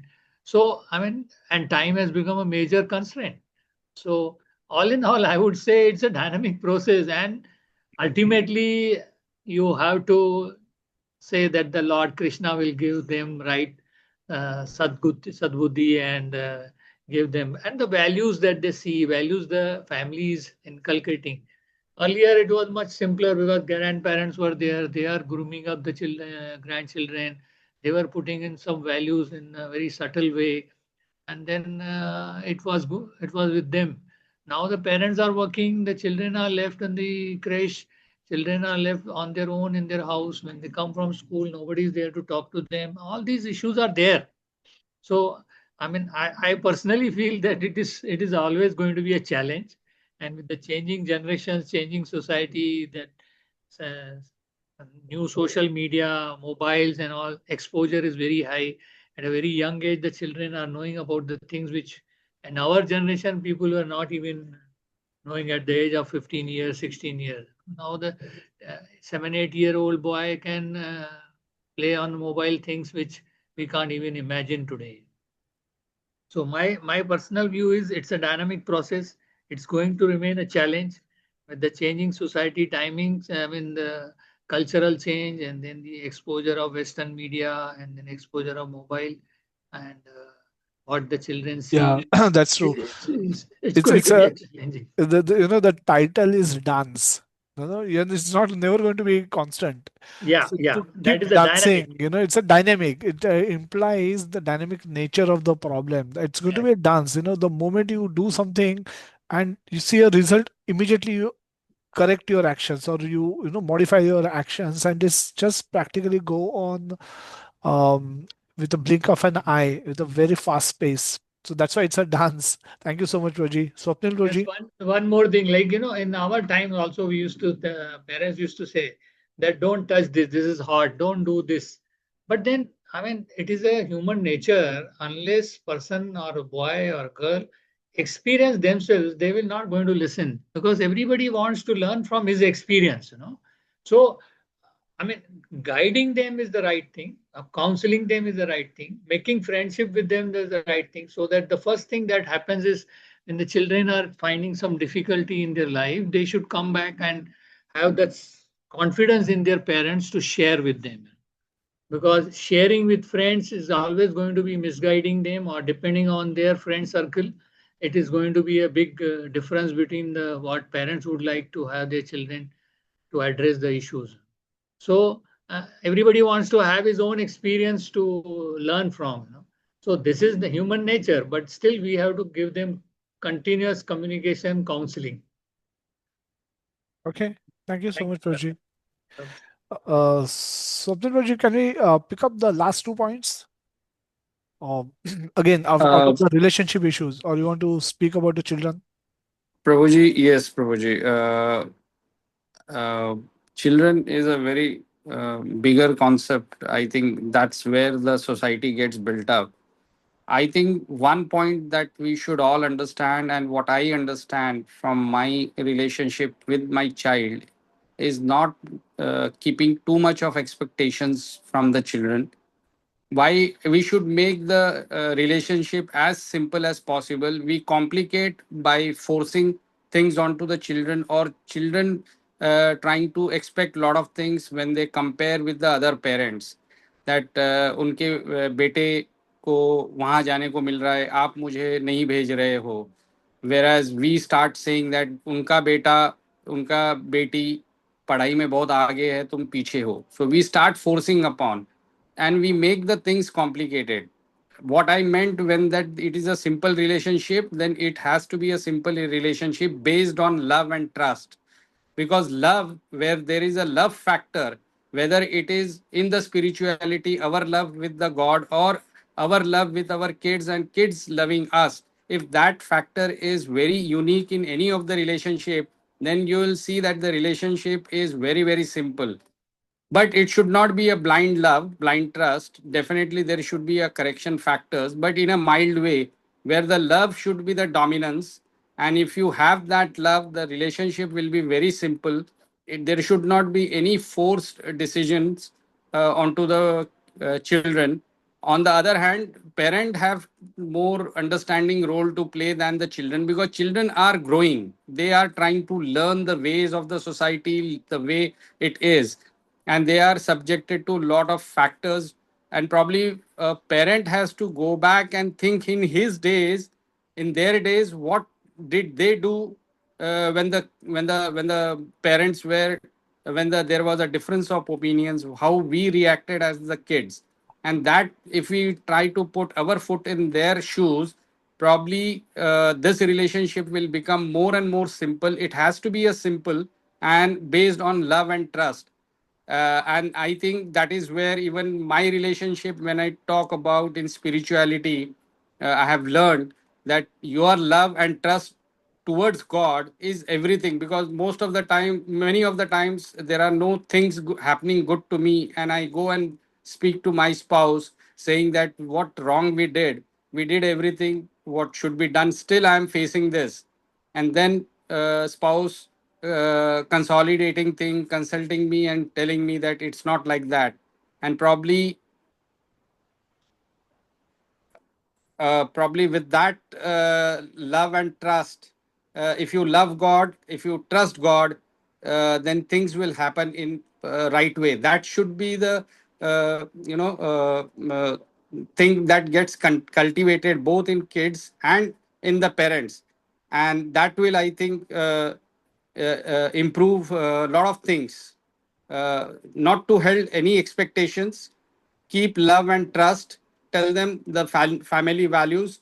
And I think it may take time, sometime, based on the type of problems we have, but this is the ultimate solution, that keep our relations as simple as possible and not make it complicated by putting our desires, our expectations onto the kids. And I believe that is what I have learned in the path of spirituality, that love and trust is the most important factor in any of the relationship, Prabhuji. Hare Krishna, Prabhuji. Dandavat Pranam, Prabhuji.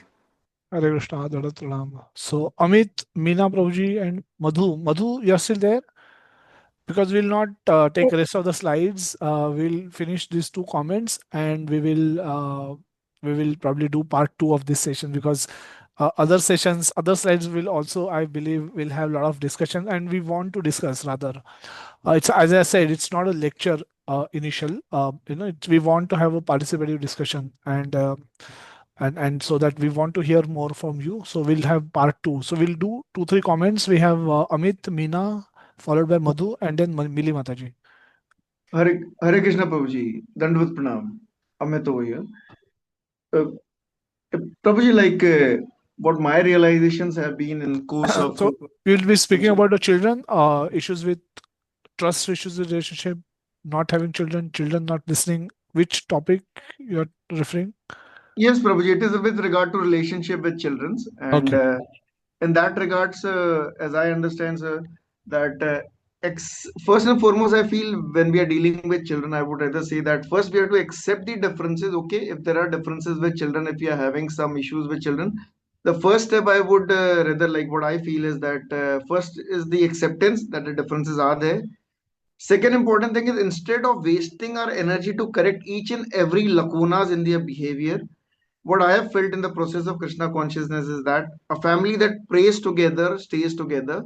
So if all of us, that all the family members, including the children, if all of us are into Krishna consciousness, if Krishna is the center of our family, if our all activities of children and ourselves also, if our practices and behaviors are dedicated towards Krishna, then despite the differences being there, we can still at one stroke of Krishna consciousness, we can really amicably solve the problems of material challenges in the relationship with our children especially.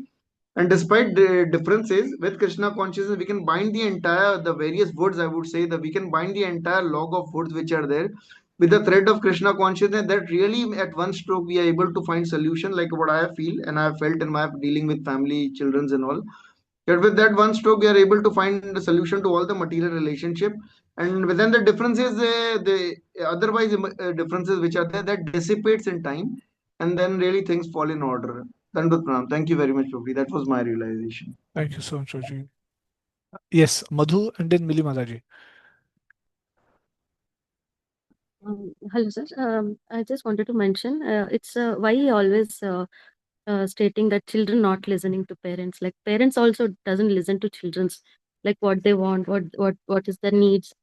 But being 30 plus, my mother even now she tells I have nothing to learn from you. Why should I listen to you like that? So I feel I think that even after 30 plus, we have something to tell them what is right and what is wrong. Right? They're not ready to accept it. I have nothing to learn from you. Who are you to advise? Don't give me advice. And so it is like vice versa. If you respect our thoughts, and you will also be respected in the same way. So I think they should listen to children as well at some point of time. I think it's a very important point, Madhu, that you brought up. And it should be done at all points, actually. As I said, beyond the age of 10, a child will have her or his opinions. And unless you hear them out, you will not be able to come to a common ground. So if your parent, as I said, no, it becomes an advisory role. And advisory role is it requires two-way communication. It will not be up to the age of 10. You can have a one-way communication. Do this, do that. That will work. But especially in the today's society where we children, a 12, 13-year-old child actually behaves like a 15, 16, 18-year-old child. So the two-way communication is very, very critical. And thank you for bringing that up. Parent need to have that listening ability, and communication doesn't just mean talking. It's also involves listening attentively. And unless both happens, the common ground may not be able to reach. Thank you for bringing that up. Yes, Mili Mataji and Jigna Mataji, Thank the last comments.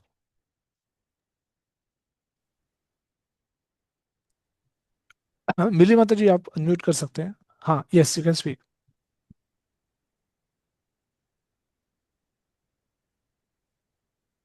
मिली माता जी, we are not able to hear. आपका आवाज नहीं सुनाई दे रहा है.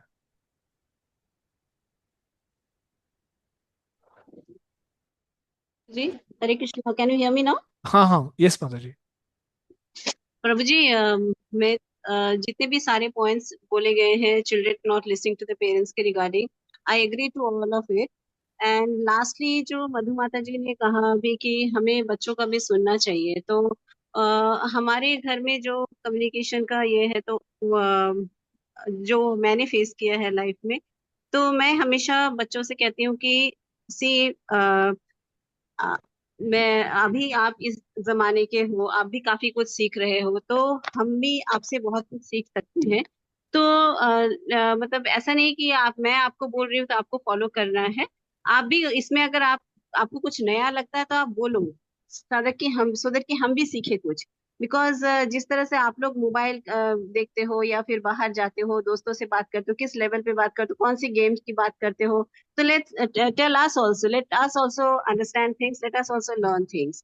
और secondly, जब वो हमारी किसी पॉइंट पे वो अपने क्वेश्चन अराइज करते हैं, तो मेरा जो तरीका है, मैं उसको बोलती हूँ कि हम अपनी एक्सपीरियंसेस से आपको बता रहे हैं, इट विल बेनिफिट यू. क्योंकि हम एज अ पेरेंट जो आपको बताएंगे, हम आपकी कमियों को भी अगर बता रहे हैं तो हम आपको सुधारने का मौका दे रहे हैं. आप बाहर जाओगे, आपकी कमियों पे कोई बात नहीं करेगा, बल्कि आपकी कमियों पे लोग हंसेंगे, and they will mock of your behavior, whatever weakness you have, they will mock of it, and we are the parents, we will rectify you. तो जो भी आपकी कुछ कमियां हैं या जो आप फील करते हो, वो ओपनली हमें बताओ, सो दैट कि हम उस पे काम कर सके, together we can work on it, and we can give a good solution to you. तो ये तो होगी उसकी बात प्रभु जी। सेकेंडली होगी death of loved ones at an early age. इसमें तो प्रभु जी डिलीजेंस कुछ है ही नहीं, इसमें तो डिपेंडेंसी है सिर्फ, एज पर my opinion, because losing someone at an early age, हमारे घर में ही एक है prabhu ji example. We have a maternal auntie who lost both her son at the age of 35 and 40, and very recently she lost her husband also, so she is all alone. So what will she do? She can't go for an adoption. She cannot she may go to an orphanage or spend some time with the children there, कुछ ऐसे ही करते, but at the end of the day she has to say कि भगवान की क्या जो मर्जी थी वही हुआ, अब मेरा मेरा भी भगवान ही भरोसा है, वह देखते हैं भगवान हम मेरे लिए क्या करते हैं। तो मुझे यहाँ पे कोई डिलीजेंस तो दिख नहीं रहा है, डिपेंडेंसी दिख रहा है प्रभु जी। हरे कृष्णा प्रभु जी, दंडवत प्रणाम। Hare Krishna Mataji, thank you so much for sharing such wonderful thoughts. We didn't touch that point yet, but thank you for bringing that up. We will continue this session, and because we have few more slides to go, and so as we want to, as I said, we want to hear of from as many people as possible. So we'll do a second session on this. We are almost at 1 p.m. Yeah, 1:08. So we'll just take one last comment from Jigna Mataji, and we'll conclude today's session. We'll continue with the same session next Sunday, where we will go through, we'll do a recap of what we just spoke, and then we will continue with the rest of the slides. We have few more problems. The finance issue. Finance is again is a big issue, and there we can have a lot of problems to talk about health related issues, and then the devotional issues, and then we will do conclusion of this section by looking at few verses from Srimad Bhagavatam as to what are we supposed to do, what are we expected to do really. So, Jigna Mataji, last comment from you, and we will close today's session. Hare Krishna Prabhuji, a lot has been said already.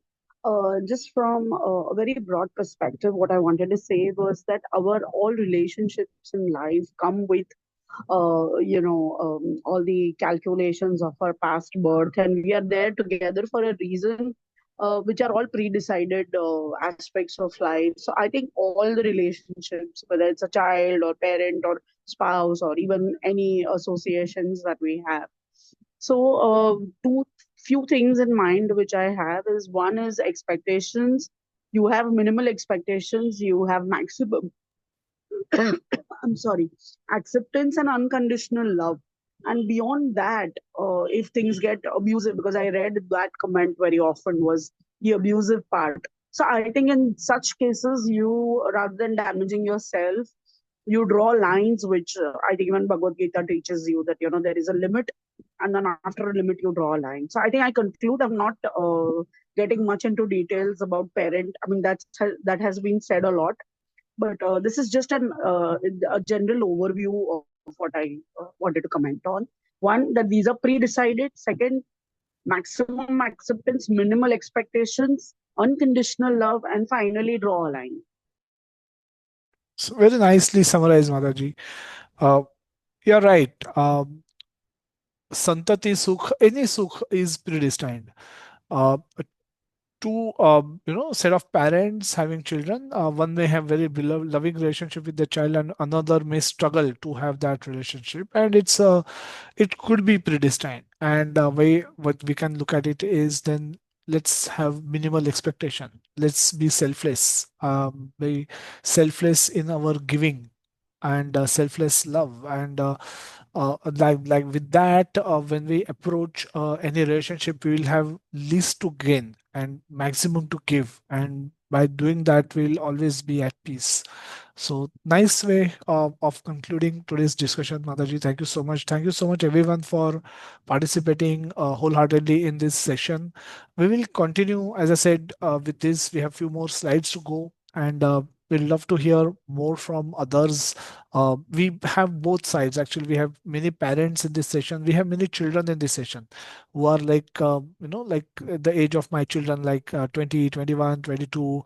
And we would love to hear their point of view as well. Just like Madhu spoke, we would want to hear more from them on any of the topic that we covered today. And as we move forward, some other topics also we would love to hear from them. So let's be vocal.